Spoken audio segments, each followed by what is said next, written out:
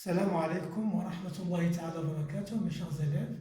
Bienvenue dans la première leçon notion de logique concernant les élèves de première vague sciences mathématiques et sciences expérimentales.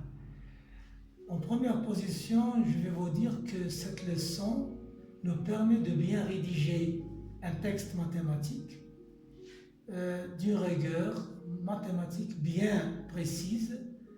Et c'est une leçon qui nous permet de bien comprendre un langage mathématique, un discours mathématique. Évidemment, les élèves de l'an dernier, en commun sciences, ont pratiqué d'une façon indirecte la logique. Mais cette année, on va mettre la main sur tous les éléments, tous les termes, toutes les choses concernant ce langage. Vous savez bien, mes élèves, que toute théorie mathématique est essentiellement un discours logique. Évidemment, on va discuter beaucoup de choses, comme vous le voyez devant vous, table de matière de cette leçon. On va voir une introduction, je viens de le citer maintenant de façon plus brève. On va passer quelques définitions. La définition, on va mettre la main sur les mots essentiels qu'on va utiliser dans cette leçon. Telles qu'une proposition fonctionnelle, une variable, etc. Les ensembles, un univers. Donc ce sont des mots qu'il faut bien préciser pour bien faciliter l'arrivée à notre objectif, c'est de mettre en évidence comment rédiger un raisonnement mathématique, comment rédiger un texte mathématique, comment on parle mathématiquement. C'est ça le but de cette leçon. Deuxième point, on va faire des opérations sur les propositions. On va faire agir quelques opérations telles que la négation d'une proposition, ou bien la conjonction de deux propositions, la disjonction, l'implication de deux propositions, l'équivalence de deux propositions, etc. Dans ce paragraphe, deuxième paragraphe, on va parler des quantificateurs logiques, tels que le quantificateur universel et le quantificateur existentiel, qu'on va les noter à fur et à mesure qu'on va parler de ces quantificateurs. En troisième paragraphe, on va voir les lois logiques.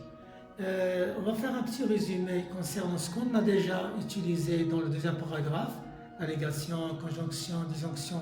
On va résumer sous forme de lois et on va ajouter dans ce paragraphe ce qu'on appelle loi de Morgan. Ce sont des lois très importantes concernant la négation d'une conjonction et la négation d'une disjonction. Et on va passer au plus important paragraphe de cette leçon qui va utiliser tout ce qui précède. Il va ajouter quelques principes. Le chapitre concernant les raisonnements mathématiques. On va avoir 7 sortes de raisonnements. Le raisonnement par déduction, al-burhan bil-istintaj, raisonnement par disjonction des cas, al-burhan bi-fasli al-halat, raisonnement par l'absurde, ça veut dire al-burhan bil-khulf, raisonnement par l'implication, al-burhan bil-istilzam, évidemment l'implication directe, et le cinquième, raisonnement par la contraposée. On va voir ce que ça veut dire la contraposée quand on va parler des opérations. Donc, le raisonnement par la contraposée, al-burhan bil-istilzam, al-mudad, lil-aks. Puis, le sixième raisonnement par les équivalences successives. Et enfin, raisonnement par récurrence. Je précise bien, mes élèves, que ces raisonnements seront les clés pour rédiger un raisonnement mathématique, pour résoudre un exercice, pour donner des solutions, pour faire une démonstration, etc. Ce sont les fameux raisonnements mathématiques. Chaque exercice, chaque question mathématique va vous poser devant le choix de l'un de ces clés. Donc ce sont les clés pour répondre aux questions, pour rédiger une démonstration, etc. Et c'est ça le but de cette leçon. Avoir des clés en main et savoir quand est-ce qu'on va utiliser tel raisonnement ou bien tel raisonnement.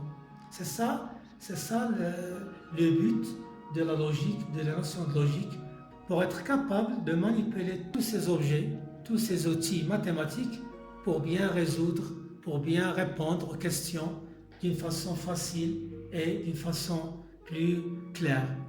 Et évidemment, on va voir exercices et applications concernant la leçon. Ça, on va le faire après avoir compris notre leçon. Maintenant, je vais passer à l'explication de chacun de ces paragraphes d'une façon un peu détaillée, avec des exemples, avec des exercices d'application. Je vous remercie de votre attention. On va passer à la deuxième vidéo. À tout à l'heure et merci.